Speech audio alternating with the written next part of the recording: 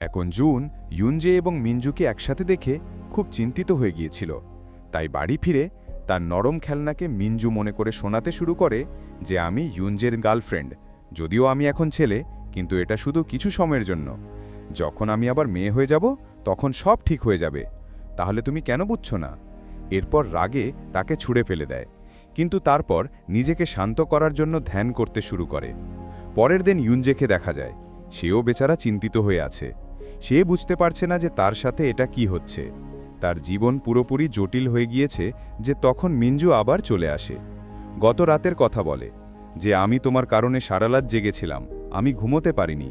মিনিও ইউনজেকে দেখতে থাকে যে এটা বলার মানে কি। তখন সে বলে যে তোমার কফির জন্য ধন্যবাদ, যেটা তুমি গতকাল আমাকে বানিয়ে দিয়েছিলে। অর্থাৎ সে কফির কথা বলছিল।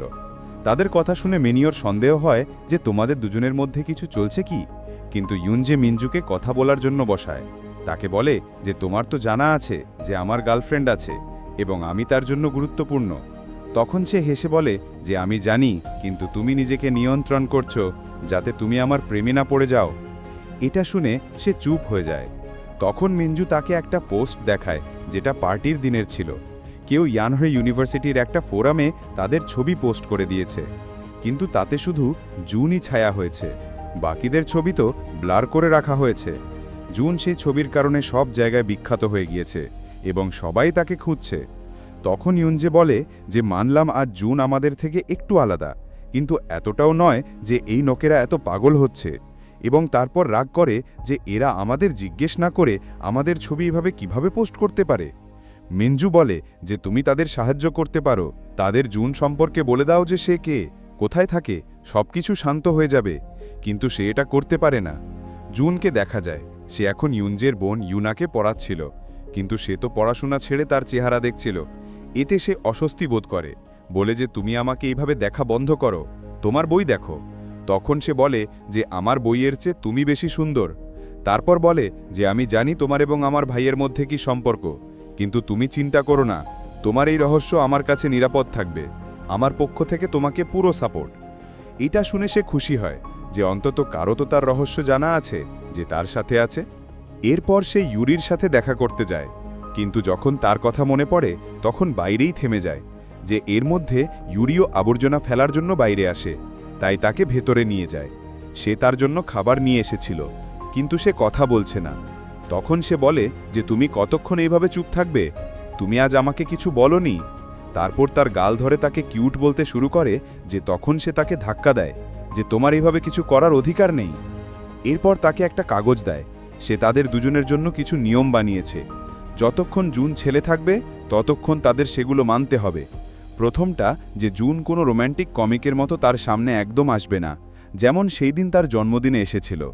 এবং যখনই ইউরি বলবে তখনই জুনকে তাদের ছোটবেলার মজার নাচ করতে হবে, এবং সেই তাকে স্পর্শ তো একদম করতে পারবে না। এবং চতুর্থটা যে ইউরি কখনো তার প্রেমে পড়বে না। এসব পড়ার পর ইউরি তার কাছে গতকালের জন্য মাফ চায়, যে আমি গতকাল কিছু বেশি বলে ফেলেছিলাম। এটা শুনে সে তাকে জড়িয়ে ধরতে যায়, কিন্তু নিয়ম মনে পড়ে যায়, তাই সে দূরে সরে যায়। ইতিমধ্যে ইউনজে জুনকে সেই পোস্টের কথা বলার জন্য ফোন করছিল, কিন্তু সে ফোন তুলছে না। সেই পোস্টের কারণে জুন এখন সব জায়গায় ট্রেন্ড হয়ে গিয়েছে। মেয়েরা তার জন্য পাগল হয়ে যাচ্ছে। তাই ইউনজের খুব রাগ হচ্ছে যে এসব কি, এটা কোনো সেলিব্রিটি তো নয়। এখন সে ফোন তুলছে না, তাই তার বাড়ি পৌঁছে যায়। ইউনজে তাকে সেই ভিডিও পাঠিয়েছে, তাই সে সেটা দেখছিল। জিজ্ঞেস করে যে তুমি ঠিক আছো তো? জুন বলে যে আমি কোনো সেলিব্রিটি নই, কিছু সময় পর সব শান্ত হয়ে যাবে। এটা শুনে ইউনজের ভালো লাগে যে চিন্তার কিছু নেই। তখন জুন তাকে গতকালের কথা জিজ্ঞেস করে যে গতকাল সবকিছু ঠিক ছিল তো। এখন সে মেনজুর কথা জিজ্ঞেস করার জন্য বলেছে, কিন্তু সে বলে যে না, কিছু স্পেশাল নয়, আমি বাড়ি গিয়ে ঘুমিয়ে পড়েছি। তাই তার রাগ হয় যে তার মানে এটা আমাকে মেনজুর কথা বলছে না। তাই রাগে বলে যে আমার পেট ভরে গেছে, এখন আমাকে বিশ্রাম করতে হবে। এরপর পরে তার রাগ শান্ত করার জন্য আবার ধ্যান করতে শুরু করে। পরের দিন হেজিকে দেখা যায়। সে দৌড়ে জুনের কাছে আসে এবং তাকে একটা ভিডিও দেখায়। অর্থাৎ সে এত বিখ্যাত হয়ে গিয়েছে যে লোকেরা তার উপর ভিডিও বানাচ্ছে যে এই হরিণের মতো চোখের কে, তার আসল পরিচয় কি। লোকেরা তাকে কোনো শক্তিশালী ব্যবসায়ীর গোপন ছেলে পর্যন্ত বলছে, এবং এমনকি তার সম্পর্কে খবরও চলছে। এবং এখানে পর্যন্ত যে তার চুলের কাট বেঁকিয়ে একটা মহিলা তার মায়ের সেলুনে তার ছেলের চুল কাটাতে যায়। জুনের ছবি দেখে তার মা অবাক হয়ে যায় এবং তার স্বামীকেও দেখায়। তখন সেই মহিলা বলে যে এটা তো হরিণের মতো চোখের, ইয়ানহা ইউনিভার্সিটিতে এটা কত সুদর্শন। তার বাবা মা ভাবতে থাকে যে হরিণের মতো চোখের। ইতিমধ্যে মিঞ্জুর বন্ধুরাও তার স্টক মার্কেটে টাকা লাগিয়েছে, তাদের টাকা ডুবে গিয়েছে, তাই সে বাবার সাথে রেগে আছে। তখন তার বাবার মেসেজ আসে যে তারা একটা বইয়ে কিছু টাকা রেখেছে। তখন সে সেই টাকা নিয়ে তাদের সাথে দেখা করতে যায়। তারা বেচারা ড্রিঙ্ক করছিল যে তাদের বলে যে ঝুঁকি নেওয়া মানুষের স্বভাব, সব ঠিক আছে এবং তুমি কিছু টাকা কমিয়েছ। তখন বলেন যে তারা $24,800 কমিয়েছেন। এটা শুনে সে অবাক হয়ে যায় যে কি এত টাকা। তার বাবা তো খুব চিন্তিত হয়ে গিয়েছিল যে এখন আমি কি করব। এখন বাড়িতে তো মা আসতে দেবে না, তাই হোটেলে চলে যায়। সে তাদের বাড়ি যাওয়ার কথা বলে কিন্তু মানা করে যে অন্তত আজ আমি তোমার মায়ের সামনে যেতে পারবো না। এরপর তাকে সরি বলে এবং তাকে বাড়ি যাবার কথা বলে। ওদিকে ইউরি মাতাল অবস্থায় দুলছে এবং মেনিউর সামনে পাগলের মতো আচরণ করছে। সেও ভাবছিল যে কি আমি তাকে এখানে রেখে চলে যাই, কিন্তু ইউরি তো তার চুমুর জন্য কাঁদতে চায় যে সেটা আমার প্রথম চুমু ছিল। তার খুব অনুতাপ হচ্ছে যে তার প্রথম চুমু ভুয়া ছিল। প্রথম চুমু কত গুরুত্বপূর্ণ হয়। তখন মেনিউ তাকে এভাবে দেখে তাকে চুমু খেয়ে নেয় যে তখন ইউরি ইউনজেকে সেখান থেকে যেতে দেখে। তাই মিনিউকে সরিয়ে তাকেও তার সাথে তার পিছনে নিয়ে যায়। তারা দেখে যে ইউনজে হোটেলের ভেতরে যাচ্ছে। মিনিউর মনে হয় যে কোথাও না এটা মিঞ্জুর সাথে এসেছে। ইউরির রাগ হয় যে এটা আমার বন্ধুর সাথে চিট করছে কি। এবং যখন সে বলে যে মিঞ্জু এমন বলছিল গতকাল আমি তোমার কারণে সারা রাত জেগেছিলাম, আমি ঘুমোতে পারিনি, তাই এটা শুনে ইউরির খুব রাগ হয় এবং তাকে নিয়ে সোজা ভেতরে ঢোকে। জুন এখন তার মা বাবার কাছে তাদের সেলুনে এসেছে এবং তাদের কাছে কাজ শেখার কথা বলছে। তারা জিজ্ঞেস করে যে তোমার কি হয়েছে। তখন সে বলে যে আমার কাজের দরকার, একটা ছেলে হয়ে আমার চাকরি মিলছে না, তাই আমি তোমাদের সাথে এখানে কাজ করতে চাই। তার বাবা তো খুশি হয় যে হ্যাঁ এটা খুব ভালো আইডিয়া, তোমাকে শিখতে হবে যে। তখন তার কাছে ইউরির ফোন আসে এবং সে সব কিছু বলে দেয়। তাড়াতাড়ি সেখানে পৌঁছায়। তার ইউন এবং ইউনজের ওপর রাগ হচ্ছে যে তুমি আমার সাথে এমন কিভাবে করতে পারো, আমাকে চিট কিভাবে করতে পারো। এর মধ্যে ইউনজেও বাইরে আসতে শুরু করে।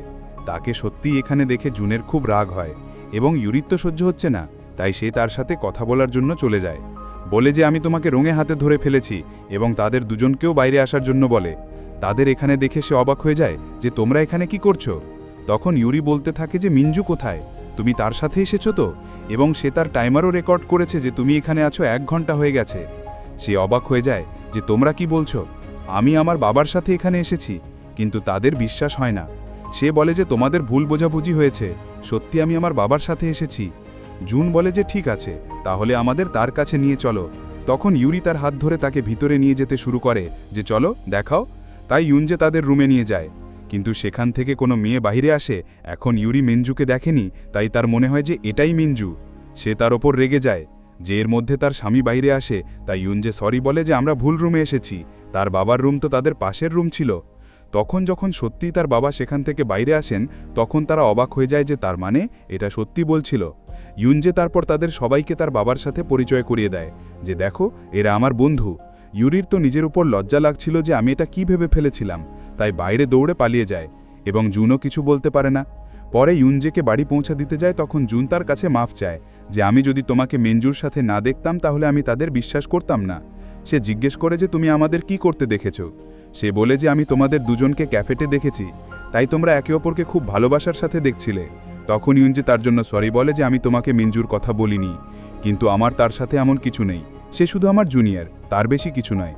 কিন্তু আমি তো তোমাকে এবং ইউরিকে চুমু খেতে দেখেছি, তাহলে আমার কেমন লাগবে। সে বলে যে সেটা আসল ছিল না, কিন্তু পরের বার থেকে আমি সাবধান থাকব। তাকে ছেড়ে দিবার পর যখন ইউনজে বাড়ি ফিরে যায়, তখন দেখে যে তার বাবা বাইরে এসেছেন। তার মা বলেছিল যে যদি তুমি কিউট হয়ে আসো তাহলে আমি তোমাকে মাফ করে দেব, তাই সে এমন গেট আপ হয়ে এসেছে।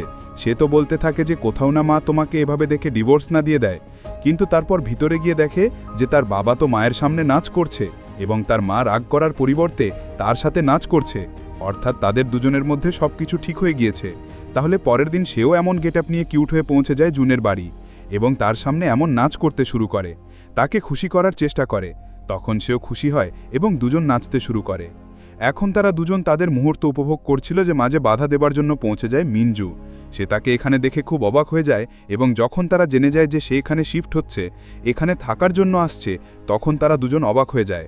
অর্থাৎ সে এবং জুন একই বিল্ডিংয়ে থাকবে। এখন এতে তাদের জন্য কষ্ট হয়ে যাবে এবং এখানেই এই এপিসোড শেষ হয়।